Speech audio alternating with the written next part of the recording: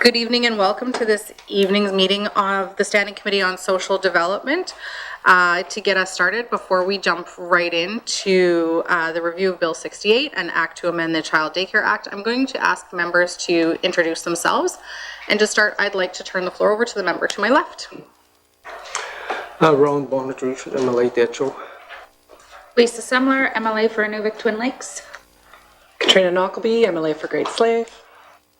Richard Jagger, MLA for Trinity Willoughby. Kevin O'Reilly, Frame Link. Jane Whelan Armstrong, MLA for Mopi. Thank you very much, members. My name is Caitlin Cleveland. I am the MLA for Cam Lake, and I am the chair of this committee. And I would like to give our staff the opportunity to also introduce themselves.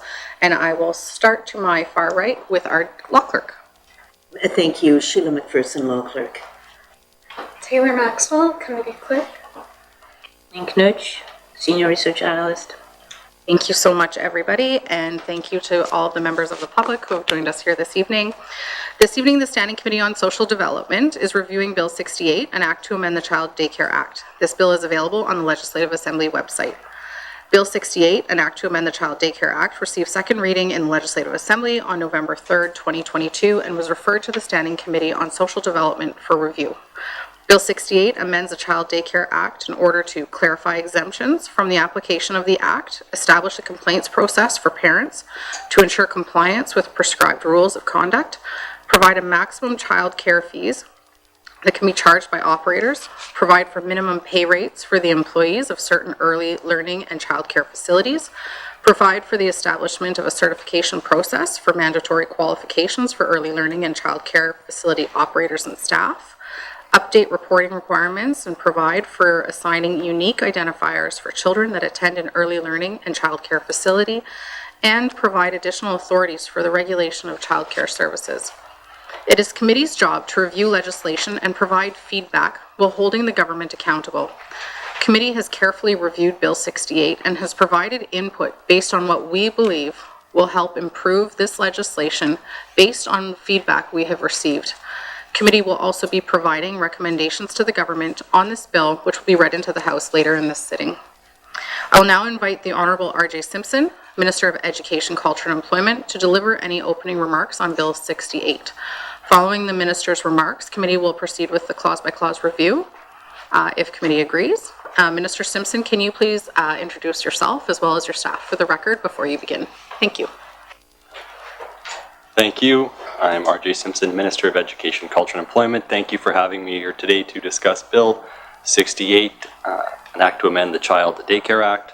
I am joined at the table by John McDonald, Deputy Minister of Education, Culture and Employment, Shelley Capralian, Director of Early Learning and Childcare, Christina Duffy, Director of Legislation Division with the Department of Justice. As well, we have Shannon Barnett-Aikman, Assistant Deputy Minister of Education and Culture, and Ronna Sherrigan, my Ministerial Special Advisor, and Julia Mott, Senior Advisor to the Deputy Minister. In December 2021, the GNWT signed the Canada-NWT Canada-wide Early Learning and Childcare Agreement, in which the federal government pledged to provide additional funding to reduce barriers and transform the early learning and childcare system in the NWT. The first 5 years of the agreement and action plan focus on making childcare more affordable for families, developing a qualified early childhood workforce, and establishing a strong basis for accountability. Amendments to the Child Daycare Act are required to fully implement this agreement and meet the enhanced accountability and reporting measures required by Canada. Bill 68 proposes a limited set of amendments to the Act that will provide the authority to establish a certification process and wage grid for early childhood educators in the NWT, increase inclusion and demographic reporting measures, establish cost control measures, including maximum fees charged to families, introduce enhanced protection for the rights of families, including a complaints process, and update and clarify language in the Act. ECE is simultaneously working to develop the regulations necessary to bring these amendments into force. The regulations will outline the more specific details, such as schedules for maximum fees, the details required in annual and demographic reports, code of conduct for programs, and qualification levels and minimum wages for staff, ECE anticipates areas like maximum fees, minimum wages, and reporting requirements will be impacted by several factors such as inflation and will require ongoing adjustments over time. making them more appropriate for inclusion within regulations rather than the statute itself. ECE engaged early learning and childcare program operators and educators, Indigenous governments, the NWT Early Childhood Association, and the public on the proposed amendments to the Act, and will be further engaging the sector on proposed regulations as they are developed. I wish to thank committee for its thoughtful review and collaboration in helping advance this important legislative initiative, including committee's motions to amend. I am pleased to bring forward these amendments to support the development of a Canada-wide early learning and childcare system and our government's mandate commitment to advancing universal childcare in the NWT.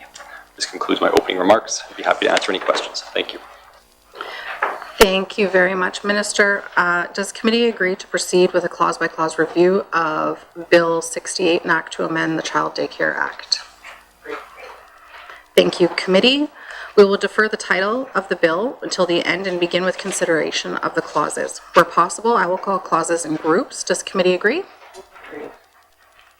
Excellent. Thank you, committee. Committee, please turn to page 1 of the bill.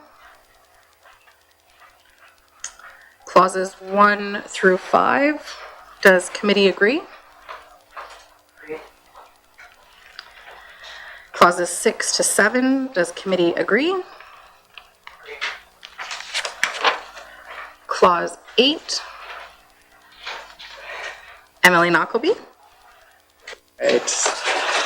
I move that Clause 8 of Bill 68 be amended by deleting the French version of proposed subclause 9.1 brackets 2 and substituting the following, and I apologize ahead of time for my French. Parenthèse 2 n'est pas tenu une vertu de paragraphe, parenthèse 1, de posséder un permis, la personne qui, gratuitement, fournit des soins ou de l'instruction aux enfants ou qui les surveille, et si elle est une personne apparentée à chacun d'entre eux.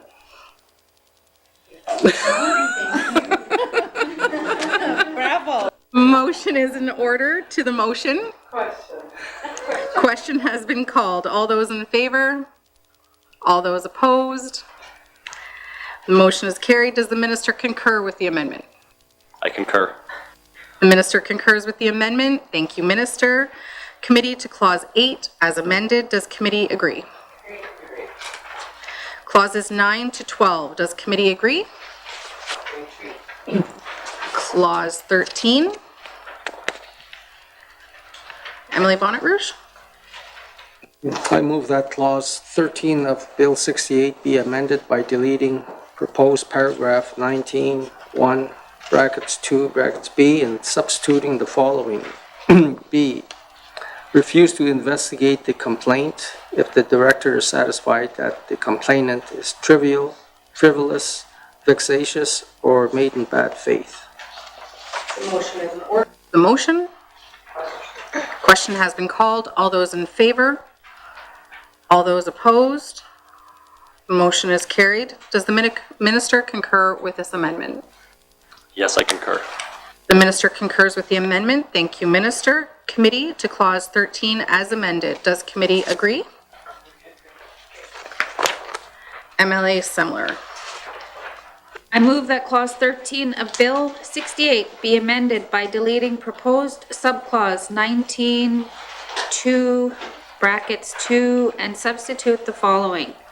Brackets 2, an operator shall not A, retaliate against a complainant under section 19.1, or B, disclose the identity of a complainant under section 19.1, except as reasonably required to respond to the complaint. The motion. In order to the motion. Question. You have a question? Go ahead, Emily Semler.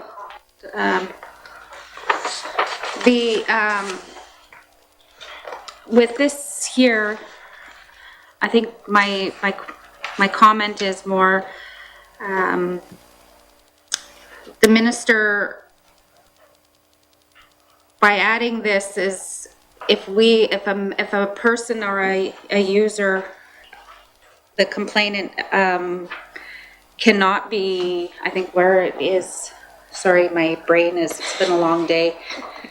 The operator shall not retaliate against a complaint, disclose the identity of a complaint. But if that operator needs to seek legal advice and they can't disclose the person who made the complaint, I think that is the issue that we are concerned with, because if they're bound by, like, where is this, I guess my question to the minister or the department is, why would this not be allowed, or would this be allowed, or under this circumstance? So I guess that's kind of my question. Thank you. Thank you very much, Emily Semler. Minister, I'll turn that over to yourself.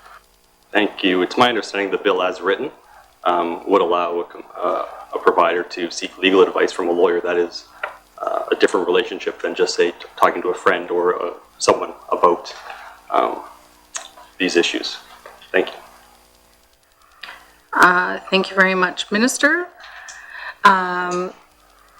MLA O'Reilly.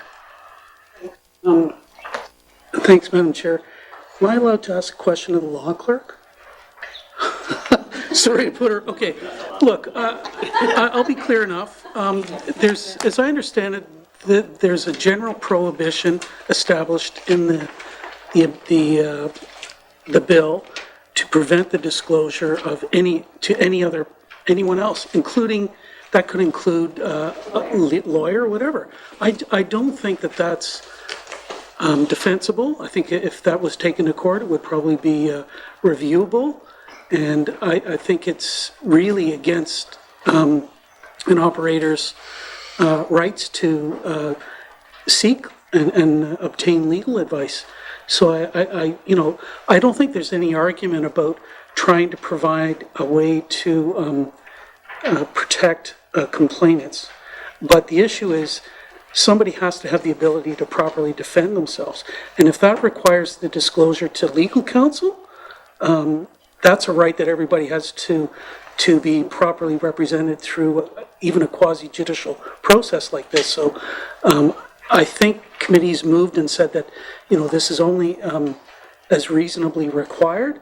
That sets a standard, and I'm not a lawyer. You guys can figure out what the reasonableness standard is, but I think committee has tried to move with this to a place to ensure that this is not just at the discretion of the operator.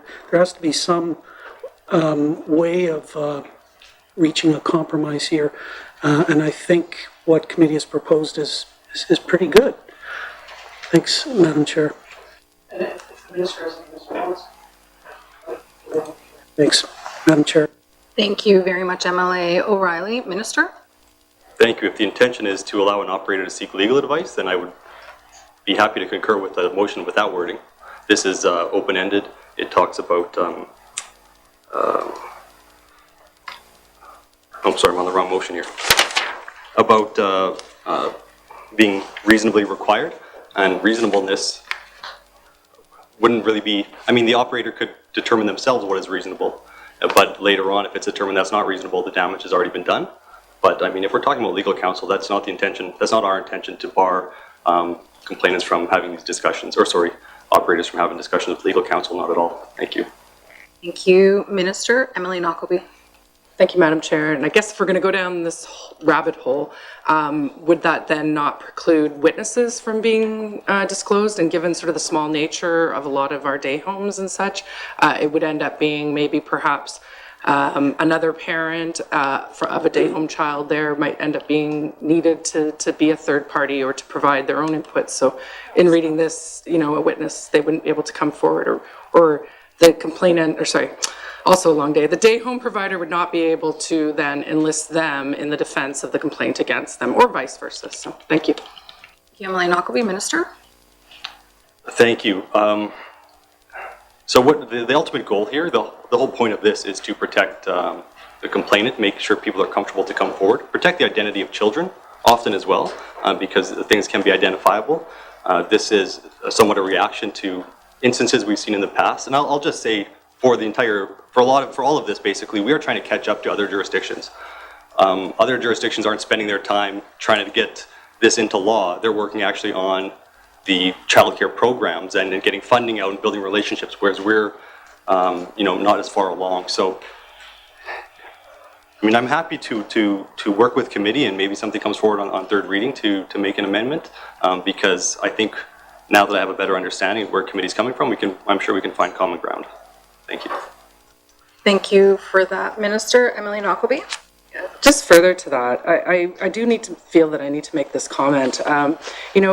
Any other sort of type of industry, you would not see a department, I feel, getting so involved in dictating how they handle these types of processes. And I've had a lot of issue with, there's a lot of discretion here of just individuals within the department to make these decisions. And when I speak with the day home providers in my riding, which there's a lot, so your department has caused me a few issues with my constituents. So, this one has been very controversial with them, and feels that, if it were an industry that was not led by all of these women, there would be not such a want to overstep into all of their own processes and how they run their business. And I do understand the motivation comes from obviously wanting to protect children and making sure that that's okay, but I think it's great to try to put stuff around this in law, but we live in a town where there's 1 to 2 degrees of separation. So I feel that this is not doing what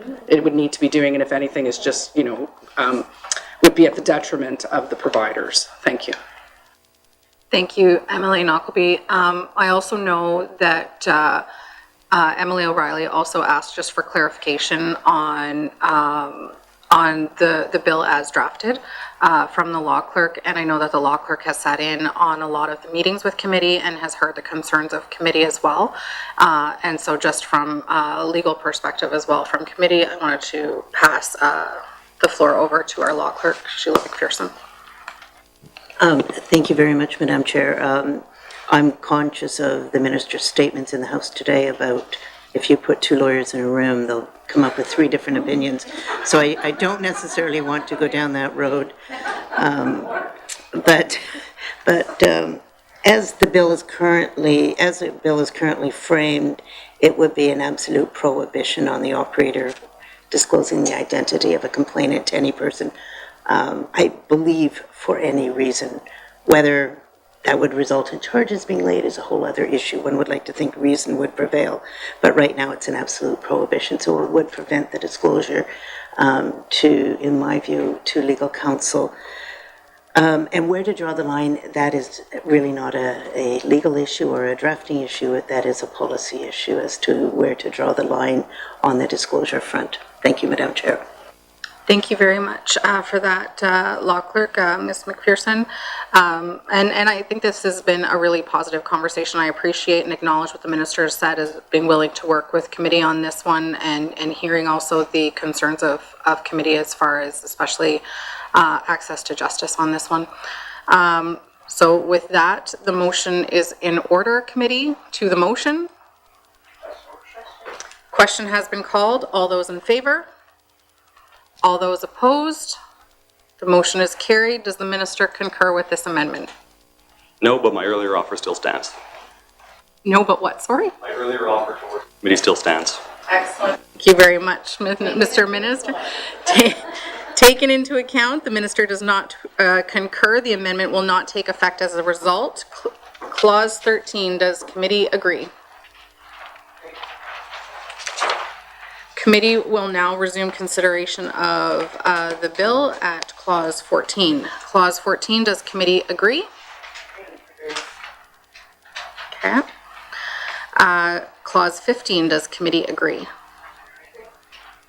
Clause 16, does committee agree? MLA Whalen Armstrong? Thank you. I move that Clause 16 of Bill 68 be amended by adding the following after proposed subclause 30,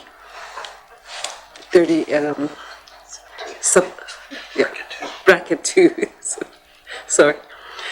3. Nothing in this act prevents an operator from terminating a contract for the provision of care, instruction, or supervision of a child in accordance with the terms of this contract. The motion. In order to the motion. Question has been called. All those in favor? All those opposed? The motion is carried. Does the minister concur with this amendment? I concur. The minister concurs with the amendment. Thank you, Minister. Clause 16 as amended, committee. MLA Jericon. Member, I move the clause 16 of Bill 68 be amended by the following. After proposed subclause 41 brackets 1, brackets 1.1, establishing programs under subsection brackets 1, the minister shall consider brackets A, the cost to operators of complying with this act, and brackets B, the importance of ensuring the sustainability and growth of the earlier learning and childcare sector. The motion is to the motion. Emily Semler? With all of the cost to operators complying with this act, the one question that I think I have under here is, given the childcare sector is chronically underfunded, does the government foresee stepping in to provide more support, or perhaps to be the director of childcare facilities? You, Emily Semler, Minister?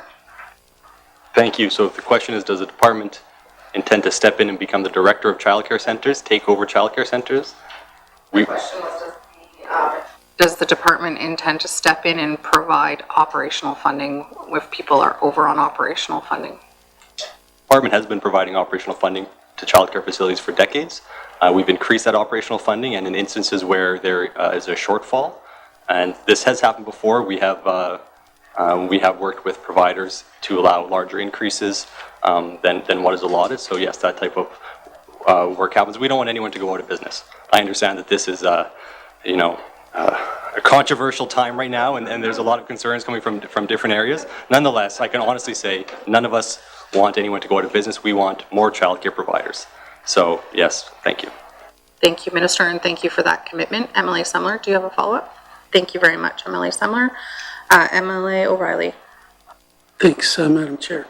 So, look, I'm not a member of the committee, but I sat in on all the proceedings, and I read the submissions, and I think what committee heard was that you had a number of operators come forward that said the rollout of this program started with a capping of fees that they could charge to parents. So there's now a restricted ability on the operators to raise money. And then on the other end, now they're hearing that there's going to be a requirement to pay more for their workers. So they're getting squeezed on both ends. And there really hasn't been any news or communications from the department about increased funding to support the operation of daycare providers. So, you know, we looked at the main estimates earlier today. There's a 9% increase in operating funds, if I read the budget correctly. I don't think that's been communicated to childcare providers, unless they haven't told us that or something, but I don't think that's been communicated to them. So what they see is a loss of their ability to raise money. They're going to have to have higher expenses, and nobody's explained that you're actually going to give them more money. Now, whether 9% is enough, I don't know, but I have a funny feeling it may not be. So has there been any analysis done to look at how this is going to affect the ability and sustainability of the childcare sector when you restrict revenues and you increase expenses? Thanks, Madam Chair. Thank you, Emily O'Reilly, Minister.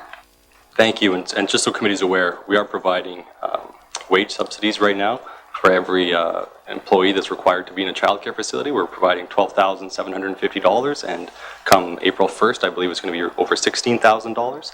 So we are providing some additional funding beyond what was provided last year. The Canada-wide Early Learning and Childcare Agreement provides us with funding, and that funding increases as we go, because there are more needs as we roll out programs. More funding needs to go out the door, so there will be supports. There's been a number of meetings with the Early Childhood Association. They've been shown the numbers, the action plan, and the agreement are public documents, so that information it is out there. I can go. I mean, if the member has some more pointed questions, I'd be happy to do my best to answer them. Thank you. Thank you very much, Minister. Emily O'Reilly, do you have a follow-up question? Thanks.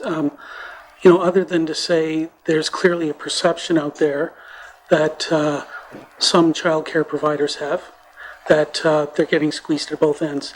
And I don't think there has been if the message has been given, it hasn't been received. And I'll leave it at that. I think there's a lot more work that needs to be done on properly communicating all of this, the bigger picture, the plan, and I'll have some more comments at the end if we have an opportunity to make general comments, Madam Chair, but I think we need a lot better communications around this and some explanation of the bigger picture and where this is heading. Thanks, Madam Chair. Thank you very much, Emily O'Reilly. Emily Knockleby? Yeah, and I might just be tired of not being able to hear properly either. When you're saying there's a wage subsidy there, is that for just the daycares and not the day homes? So I think that's probably some of the issue, is when you speak and say daycare or daycare provider, it is not apparent to the public that you are speaking only about like the daycare organizations and not the day home providers. And I think that could perhaps be a lot of the communication issue. And then I will say that that does explain why we're hearing a lot from the day home providers as to why they feel squeezed at both ends, not the daycares necessarily, which I think have also very eloquently explained their issues with this bill. And I have lots of issues. I hate this stuff. Thank you. Thank you very much, Emily Knockleby. Members, does anybody else have any questions or comments for the minister at this time? Okay.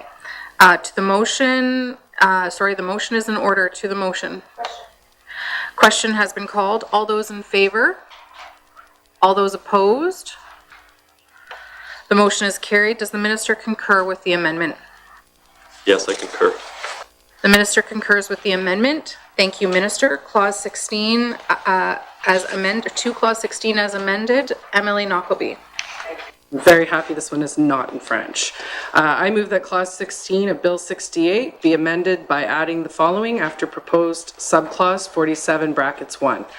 Brackets 1.1, before recommending regulations to the Commissioner under subsection brackets 1, the Minister shall, brackets A, provide a copy of the proposed regulations to operators and make the proposed regulations available to the public.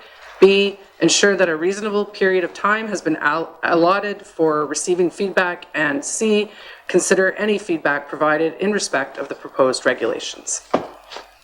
Is an order to the motion? Question has been called. All those in favor? All those opposed? The motion is carried. Does the minister concur with this amendment? Yes, I concur. The minister concurs with the amendment. Thank you, Minister. To Clause 16 as amended. Emily Bonnet Rouge. I move that Clause 16 of Bill 68 be amended by adding the following after proposed subclause 47 brackets 4 brackets 5. Before recommending regulations to the Commissioner under paragraphs brackets 1 brackets P 2 brackets T, the Minister shall ensure that Section 42.1 of the Access to Information and Protection of Privacy Act has been complied with. Order to the motion. Oh, Emily O'Reilly, do you have an actual question? Well, I guess I think it's important to explain why some of these amendments are coming forward and what they really mean in plain language. If I could take a minute to do that, Madam Chair. Some parents that, look, I think it's a good thing, and that the federal funding arrangement requires better tracking of data, and that's largely what's driving some of these amendments. I get that, and I think everybody's probably in favor of that. But some parents, some operators express some concern about how the level of information that might be collected and what that would be used for, and whether they're, if they have a kid that maybe has special needs, that they might get identified or the identity might be revealed in ways that they would not appreciate. So what this, working with the staff of the department, and the committee heard this, want to come up with a way to try to ensure that there's a proper review of privacy considerations in the development of the regulations, and that's what this clause will do, is ensure that there's a proper review for privacy considerations and whether that involves the Information and Privacy Commissioner or what's now called a Privacy Impact Assessment. That work will be done to ensure, before the regulations, I guess, come forward, to ensure that those things are properly considered and built into the regulations. So, you protect the privacy of the kids, the parents, but allow for the data to be collected in ways that will allow for a better management. Thanks, Madam Chair. Thank you very much, MLA O'Reilly. I appreciate that. The motion is in order to the motion. Question has been called. All those in favor? All those opposed? The motion is carried. Does the minister concur with the amendment? I concur. The minister concurs with the amendment. Thank you, Minister. Clause 16 as amended. Does committee agree? To clause 17, does committee agree? Agreed. Committee, I know that we have put a lot of work into this bill and have heard from a lot of stakeholders in regards to this bill as well. And so at this time, I wanted to give members an opportunity to make some general comments if they wish. But I will say members will also have the opportunity to make comments on the floor of the House and Committee of the Whole, but wanted to ensure that people had the time to make general comments here too, if they so wish to do so in advance. MLA O'Reilly. Thanks, Madam Chair. Never miss the opportunity. I guess I want to reflect some of the things that we heard from day home operators, daycare operators, volunteers on boards, and I think there's some recognition, maybe not an appreciation from everybody, about the limited scope of this bill. This is not a general review of daycare and how it operates and funding and so on. And I certainly understand that this is largely driven by requirements in the new funding agreement with the federal government. So it is a very limited bill, but a lot of the kinds of concerns that were heard probably go beyond the scope of the bill. They're about the rollout of some of this initiative, the way that it was done, and I recognize that we were one of the last jurisdictions in Canada to sign the daycare arrangement with the federal government. It happened in December. There was very little time to try to do the capping of fees, but that led to a lot of consternation is probably a nice way to put it. So I think this kind of got off on a really bad foot. If the first foot that you got off on was, we're going to increase daycare spaces, we're going to increase funding to daycare providers, that would have been a much better foot to have gotten off of. And you say, and by the way, we're also going to have to cap fees, and we're going to have to make sure that staff are properly trained, certified, and that there's a proper wages so that we can retain them. If that kind of message had been delivered that way, I think it would have probably been a lot better for everybody. I recognize that that this was just maybe a timing issue, but I think communications, as I said earlier, really need to be improved about the bigger picture where you're going. So I think it's probably fair to say that we heard a lot of frustration, and that there really is like a crisis now of trust and confidence in the department in terms of how they manage daycare and with some of the operators, and a significant portion of them, at least in the ones that we heard.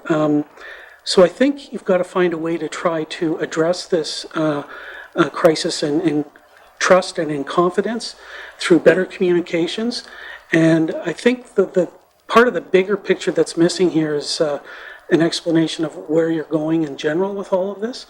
And I guess I'm going to suggest that you develop collaboratively what I would call an NWT childcare charter that lays out some kind of vision of where we're going with childcare, some objectives, some principles by which we're going to do that work, some roles and responsibilities.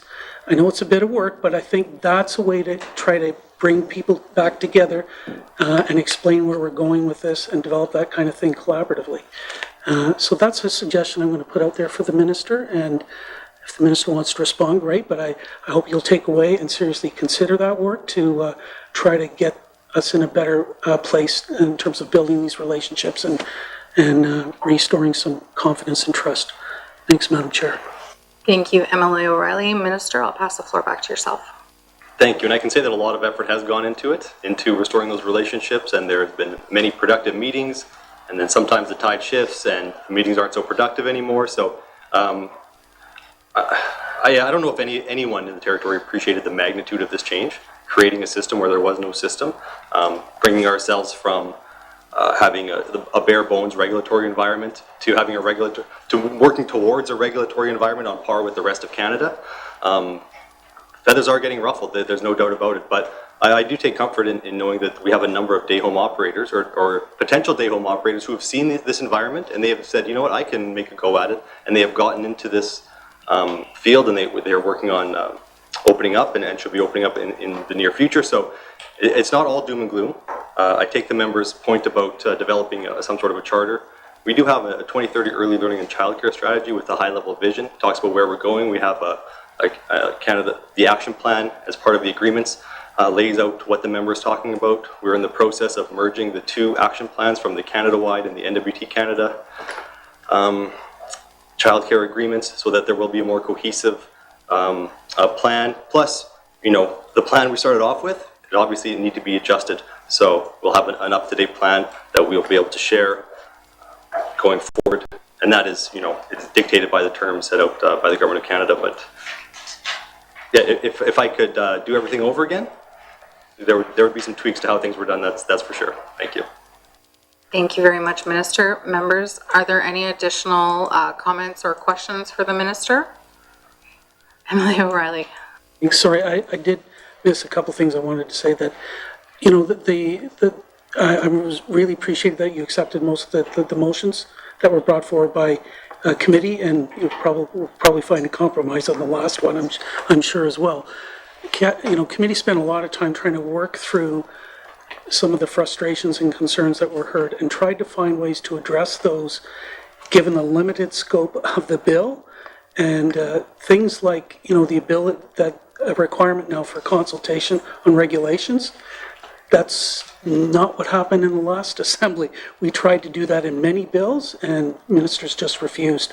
So hats off to this minister for, I think, and the staff for working, you know, to find some solutions to some of the concerns and issues that we heard that in some cases go way beyond the scope of the bill. But I think we found some ways to address things where and how we could within the bill, given the collaboration from the minister and the staff. So thank you.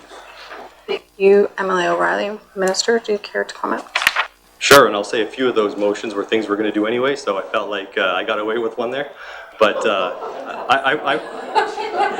I won't always be the minister, right? So I won't always be the minister, so it is good to have in there that we need to collaborate and we need to do all these different things, right? So, yeah, I always value the work of committees. I've been on committees.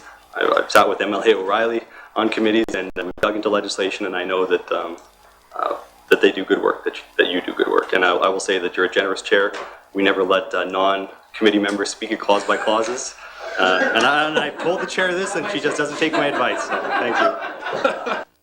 I don't know that MLA O'Reilly would call me generous. But, no, much appreciated. Well, I know that other, Emily, okay. So I do have a question. Minister, I would like to understand that if Bill 68 is not passed and it does not make it through third reading, what the consequences could be or will be for the Department of ECE as far as their federal funding agreement. Thank you. Thank you. Well, the most immediate consequences would be that the administrative nightmare of signing contribution agreements with all of the different childcare providers would have to occur again. These regulations would allow us to sort of to bypass that. So that would occupy the next few months of our time at least. In terms of the federal funding, you know, maybe I'm just an optimist, but I think that we would be able to pull it out. It would be difficult. It would be a lot of work. It would be probably more confrontational, but I think we would eventually be able to manage to meet those terms. I don't know. Perhaps the deputy minister has some more insight, and if not, he can pass it on to. Or if there's anyone else with insight after the minister or deputy minister, he can pass it on. Thank you. Thank you, Minister. Deputy Minister McDonald. Thank you, Madam Chair. I'll be brief. I think the Minister's assessment is optimistic that we will be able to pull off the agreement. I think that from a capacity perspective at the department, there would be challenges. The department, like every other organization at this point in time, even when there are vacant positions, we're actively recruiting. There's a labor market challenge to recruit the people that we need to support the director and her team to be as supportive as they can to the sector. And of course, the sector is also challenged. And you know, although we're in a transition period and change is difficult, what we're looking for on the other end of that change is easier administrative burden for programs themselves. So that's really the goal. We're here to support the sector. While not everybody welcomes change, and change can be difficult, that is the goal. Without this legislation passing, without the regulations, there's no wage grid, there's no ability to collect some of this data that we need to better understand the sector and in the future invest money more intelligently, as well as other measures that we would like to see happen. So I think it would be highly problematic for us to meet the terms of the agreement within the 5-year period that is written. Thank you, Madam Chair. Thank you very much, Deputy Minister McDonald. With that, does committee agree that Bill 68, an act to amend the Child Daycare Act, is now ready for consideration in committee of the whole? Agreed. MLA Semler?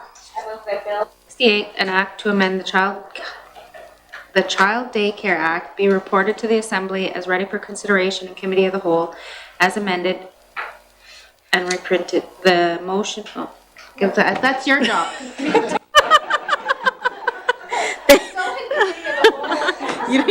You don't get to be the boss in here.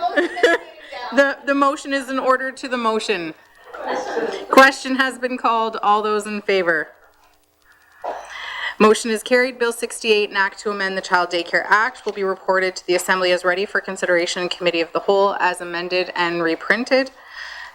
At this point, I would like to say a huge thank you, Minister, to yourself and your staff. I'd also like to thank your staff for all of the collaboration in the work that has been done. We together were able to come up with 7 motions, 6 of which were carried and concurred with today. So we really appreciate that, and being able to do collaborative work like that is really important to be able to come forward with the best work from both of our sides. So we really appreciate that and want to thank you for not only that time, but your time here this evening. So thank you. Committee, can I get a motion to move in camera? Thank you, Emily Knockleby, and thank you to the public who has joined us here this evening. Thank you.